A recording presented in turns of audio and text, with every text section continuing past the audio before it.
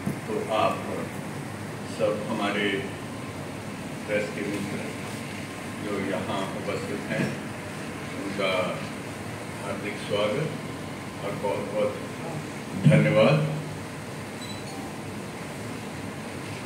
भगवान जगन्नाथ रथ यात्रा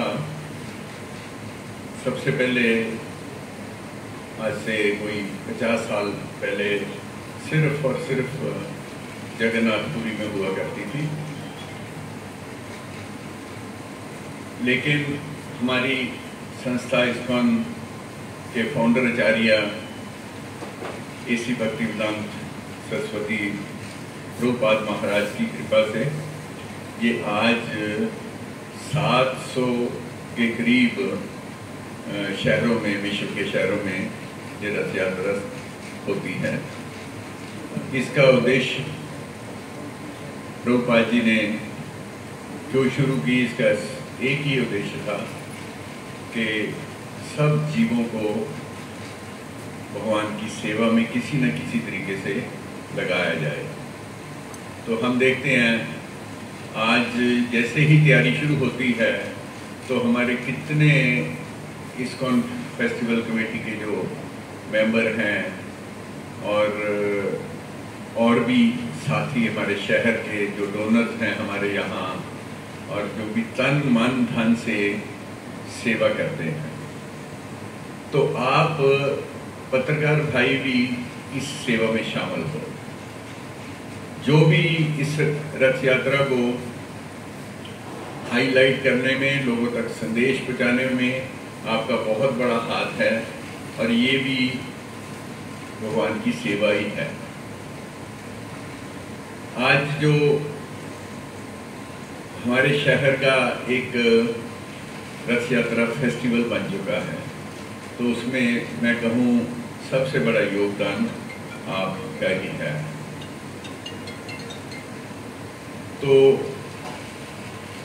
इस्कॉन संस्था के बारे में आप में से काफ़ी जो हमारे भाई हैं वो जानते होंगे कि किस तरीके से एक वैदिक संस्कृति का प्रचार पूरे विश्व में इस संस्था के द्वारा किया जा रहा है।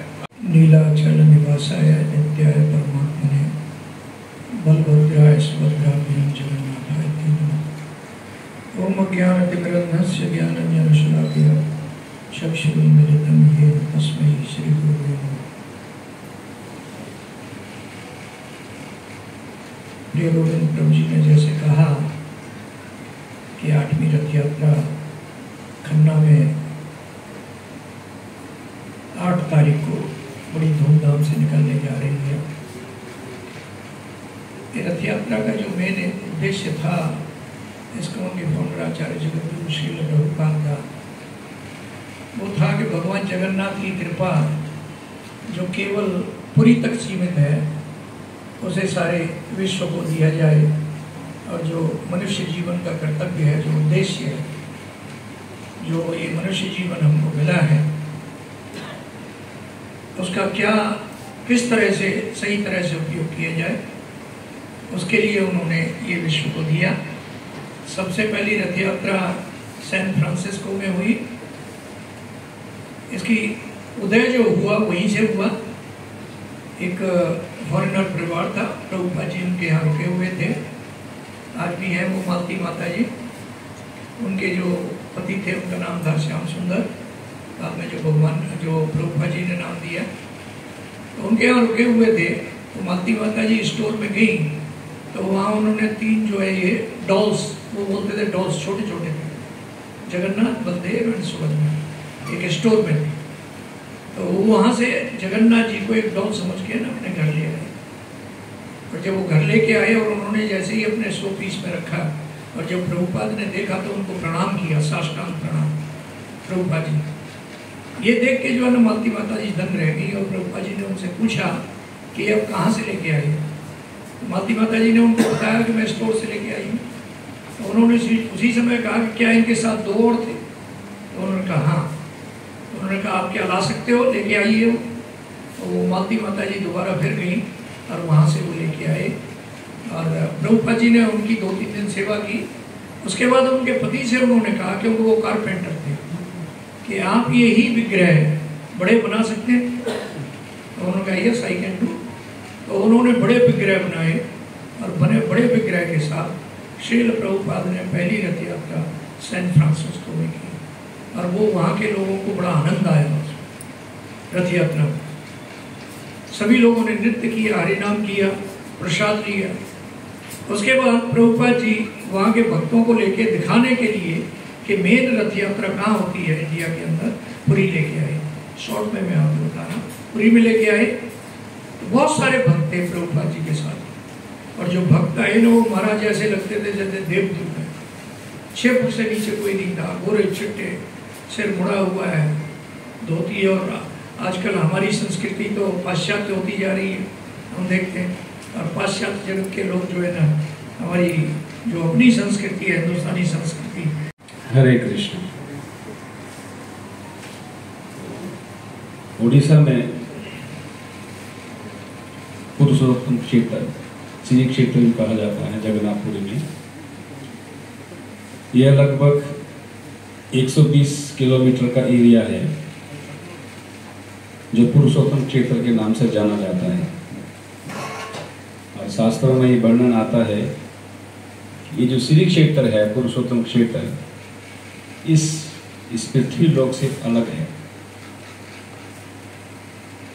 आज के समय में जगन्नाथपुरी को कलयुग का धाम माना जाता है, और हमें मनुष्य जीवन का लक्ष्य प्राप्त करने के लिए जगन्नाथपुरी धाम जाना चाहिए, जगन्नाथ जी के दर्शन करने चाहिए, जगन्नाथ जी का रथ खींचना चाहिए, और जगन्नाथ जी को रथारूढ़ दर्शन करने चाहिए। लेकिन ये संभव नहीं है।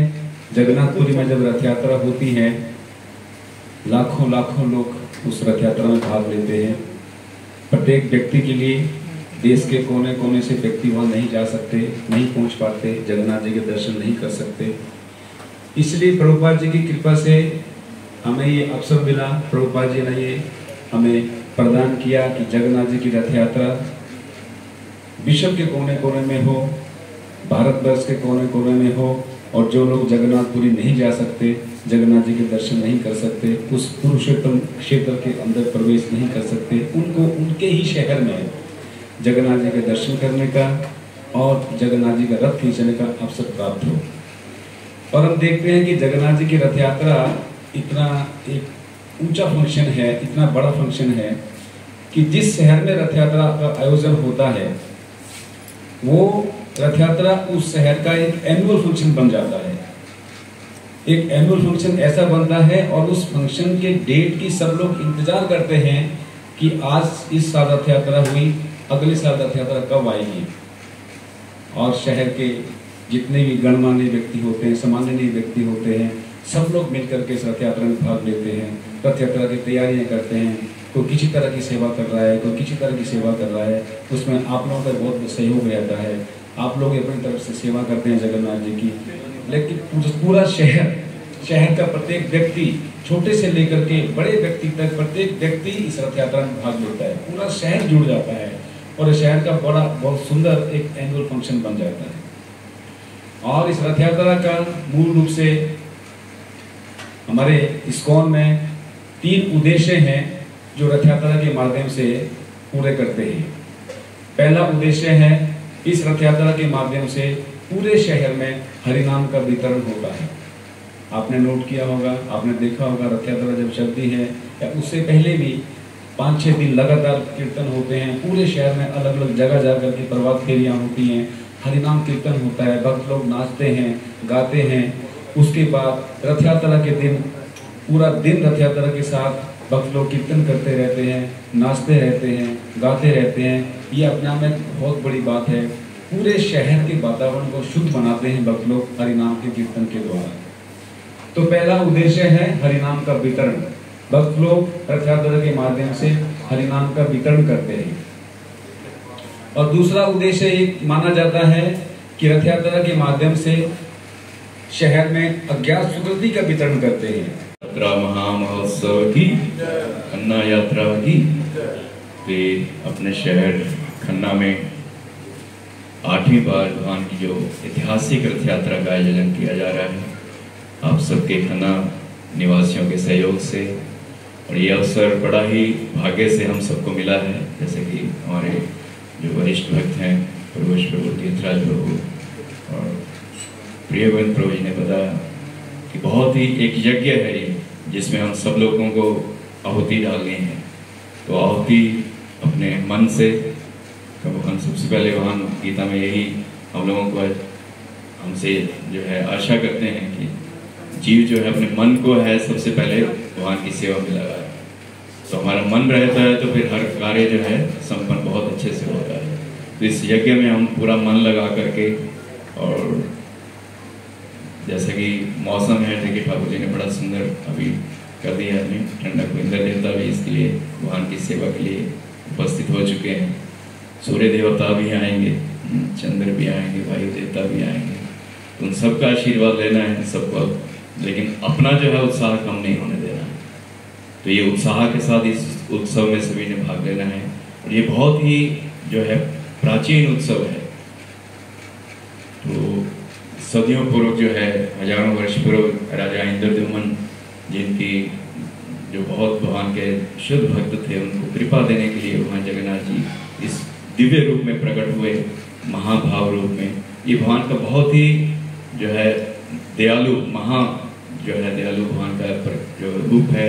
जो भगवान जैसे भगवान का जो आशीर्वाद लेने के लिए हम लोगों को प्रभु ने बताया कि जगन्नाथपुरी जाना पड़ता है, ये अलग अलग धाम में जाना पड़ता है, मंदिर में जाना पड़ता है। ये भगवान ऐसे हैं कि स्वयं रथारूढ़ होकर के गली गली आप लोगों के पास पहुंचते हैं और आपको आशीर्वाद देने के लिए। तो श्रील प्रभुपाद जी क्या करते थे, कई बार उसका दूसरा एग्जाम्पल भी देते थे कि जब व्यक्ति बीमार होता है तो स्वयं वो डॉक्टर के पास जाता है हॉस्पिटल में, लेकिन जब बहुत ज़्यादा बीमार होता है तो क्या होता है, डॉक्टर उनके पास आता है, नहीं उनके घर में आता है। ये सुप्रीम डॉक्टर हैं हमारे। तो हम इतने रुग्ण अवस्था में हैं कि भगवान के बारे में, भगवान के नाम में, भगवान की कथाओं में हमारे मन में कोई इस कलयुग के प्रभाव के कारण रुचि नहीं है। तो भगवान इतनी कृपा करते हैं कि अपने भक्तों के साथ गली गली में आते हैं, हमारे घरों के बाहर आते हैं, द्वार पे आते हैं और हम लोगों को जागृत करते हैं कि जो है जीव जागो, जीव जागो।